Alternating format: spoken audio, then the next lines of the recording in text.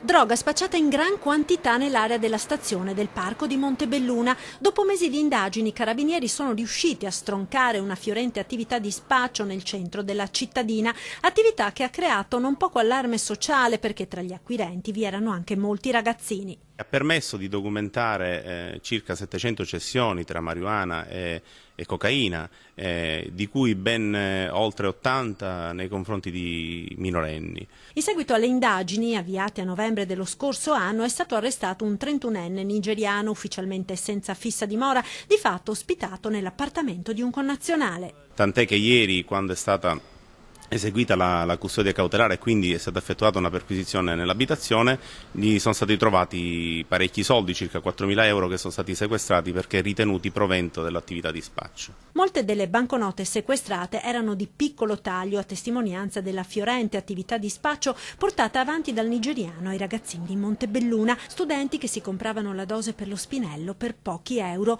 una trentina i minori sentiti dai carabinieri per ricostruire le cessioni. Parecchie banconote erano di taglio piccolissimo, di 5-10 euro,